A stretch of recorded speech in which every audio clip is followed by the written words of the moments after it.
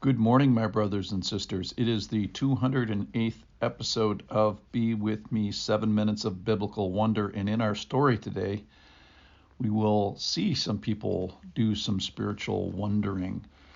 We are in John chapter 7, and Jesus is at the Feast of Booths. He's been there for a number of days. He's taught in the temple. People have been sort of confronted with Jesus, and we're going to see that process continue as people wonder whether Jesus is the Christ. And some of them, I think, sincerely are wondering this. And then some of them, it appears, are not seriously inquiring. So yesterday in episode 207, Jesus said some crazy things that whoever believes in me, out of his heart will flow rivers of living water. And then we start today in verse 40 from John chapter 7. When they heard these words, some of the people said, "This really is the prophet," who was prophesied in Deuteronomy, by the way. And then verse 41, others said, "This is the Christ." But some said, "Is the Christ to come from Galilee?" So they're referring back to Micah chapter 5, where it says that Christ is supposed to come from Bethlehem, but Jesus just in the last number of days had come from the northern part of Israel, from Galilee.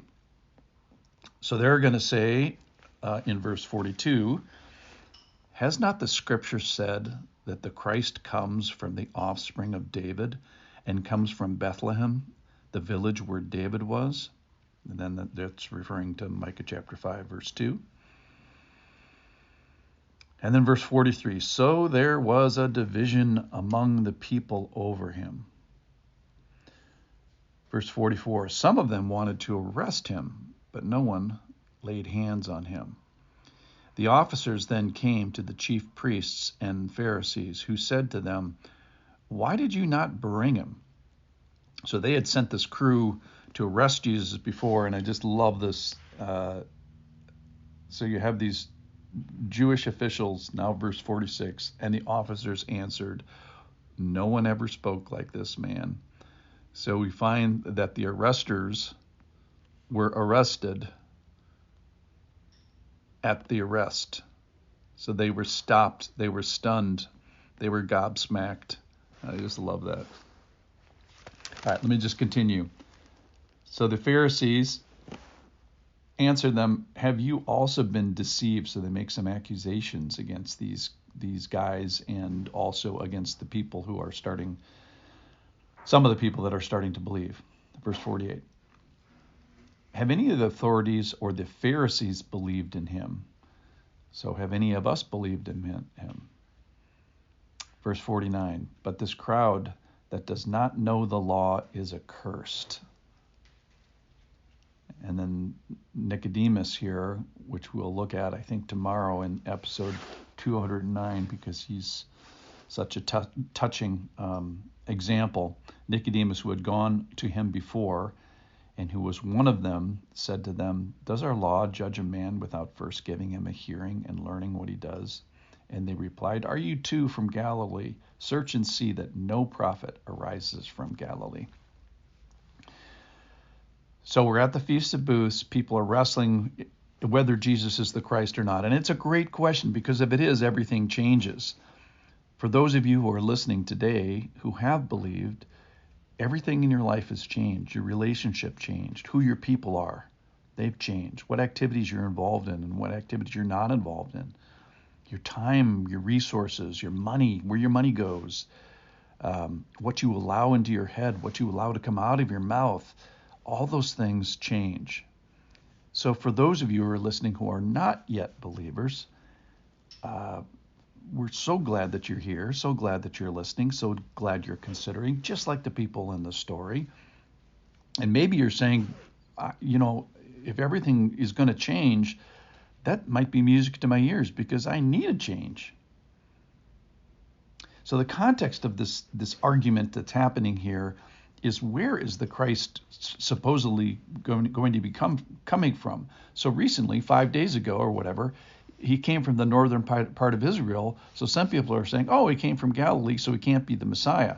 Well, I can't imagine that it's that hard to find out where a person was born, where a person really is from, where your people are from, especially in that day when that was.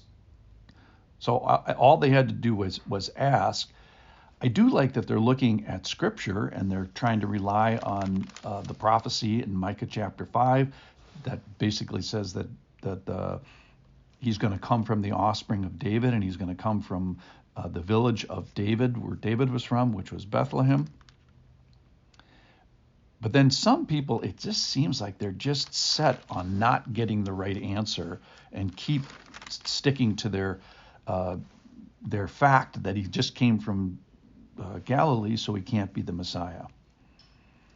So I see a genuine questioning on some of the people, and then with these Pharisees and the chief priests, first of all, they're trying to arrest him. They're definitely trying to resist him. And then you have this third group of officials who have gone to Jesus. They've heard Jesus. They've encountered Jesus, and they're just gobsmacked because they couldn't even do their job because no one spoke like him.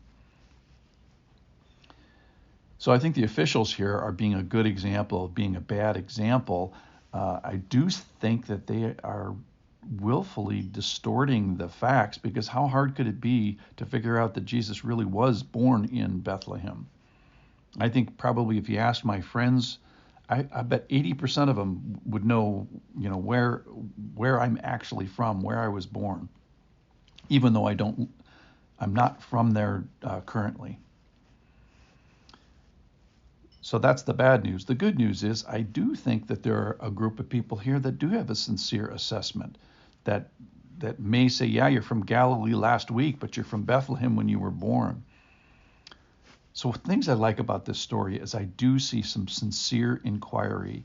I do see respect for the gobsmack of the encounter with Jesus and the source of where they're looking, which is searching the Scriptures. They're considering the Scriptures. So where do you get the answers that you're asking? Some of them, at least, are going to the Scriptures and trying to get to the bottom of it. So if you believe today, we're so glad that you're here.